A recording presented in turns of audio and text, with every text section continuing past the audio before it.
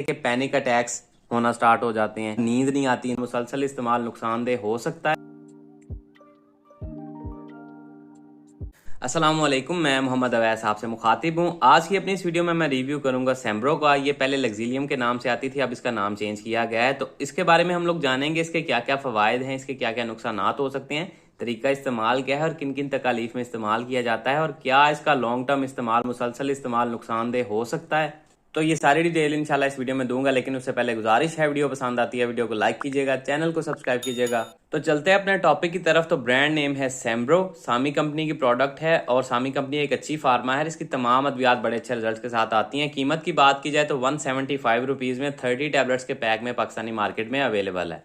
इसमें ब्रोमेज़िपम 3 mg दवा शामिल है। ब्रोमेज़िपम बेसिकली बेंजोडाज़ेपाइन्स ग्रुप से रिलेटेड एक दवा है और ये एंग्जियोलाइटिक, एंटी डिप्रेसेंट और ये सेडेटिव इफेक्ट रखती है। जिन मसाइल में इसका सबसे ज़्यादा यूज़ करवाया जाता है उसमें स्ट्रेस है, डिप्रेशन है, एंग्जाइटी है और खौफ की मुख्तलिफ अलामात हैं।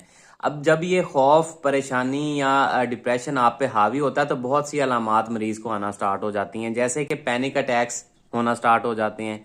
और उसके अलावा नींद नहीं आती, इंसोम्निया की शिकायत होती है, रेस्टलेसनेस, बेचैनी होना या मसल टेंशन, पट्ठों का खिंचाव होना स्टार्ट हो जाता है। खासतौर पर टेंशन की वजह से गर्दन के पट्ठे खिंचाव करते हैं। और इसके अलावा टेंशन हेडेक स्टार्ट हो जाता है। टेंशन की वजह से सर दर्द होना, ब्लड प्रेशर हाई होना कुछ मरीजों में स्टार्ट हो जाता है। और उसके अलावा जो है स्टमक अपसेट भी कुछ मरीजों में देखने मिल सकता है। परेशानी या खौफ की वजह से लूज मोशन होना स्टार्ट हो जाते हैं, पेट में मरोड़ या दर्द होना स्टार्ट हो जाता है, मैदे में दर्द होना स्टार्ट हो जाता है, बार बार आपको पेशाब आता है, यूरिन की हाजत होती है बार बार आपको। तो इस तरह की कैफियत ये टेंशन, डिप्रेशन या परेशानी की वजह से होना शुरू हो जाती हैं। उसके अलावा कुछ अफराद में सांस लेने में भी परेशानी होना स्टार्ट हो जाती है, धड़कन बहुत ज़्यादा तेज़ हो जाती है और अस्थमा के अटैक्स भी मुख्तलिफ मरीजों में देखने में मिलते हैं टेंशन की वजह से। तो इन सारी अलामात में इसका इस्तेमाल करवाया जा सकता है।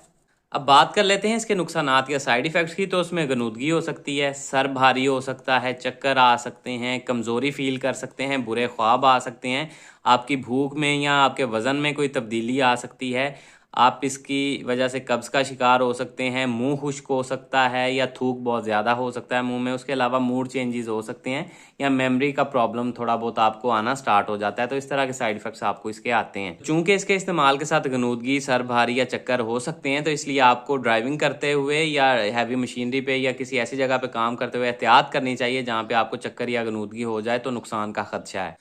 अब बात करते हैं इसके तरीका इस्तेमाल की। तो सबसे पहले दूध पिलाने वाली माएँ और हामला ख़वातीन में इसका इस्तेमाल नहीं करवाना चाहिए। उसके बाद 18 साल से कम उम्र अफराद, शदीद जिगर या गुर्दों के मरीज बगैर डॉक्टर के मशवरे के खुद से इसका इस्तेमाल नहीं कर सकते। अब अगर बात की जाए इसकी डोजेज की तो वो डिपेंड करता है आपकी कंडीशन पे और आपकी एज पे कि आपको कितनी डोज की ज़रूरत है। सुबह शाम भी इस्तेमाल करवाई जा सकती है और बाज़ औक़ात एक टाइम भी इस्तेमाल करवाई जाती है। अगर आपने शॉर्ट टर्म के लिए खुद से इसका इस्तेमाल करना है, 1-2 दिन के लिए किसी टेंशन, डिप्रेशन के लिए, तो आप रोज़ रात को 1 टैबलेट सोते हुए 1 गिलास पानी के साथ इस्तेमाल कर सकते हैं। लेकिन आपने इसका लॉन्ग टर्म इस्तेमाल कभी भी नहीं करना, क्योंकि इसका लॉन्ग टर्म का इस्तेमाल आपको इसका आदी बना देता है और इसकी आदत को छुड़वाना भी बड़ा मुश्किल होता है। और फिर अचानक से अगर आप इसको छोड़ते हैं तो उसके भी मुख्तलिफ साइड इफेक्ट्स आपको देखने में मिलते हैं। तो उम्मीद है आप लोगों को वीडियो पसंद आई होगी। वीडियो पसंद आई है वीडियो को लाइक कीजिएगा, चैनल को सब्सक्राइब कीजिएगा। अल्लाह हाफिज़।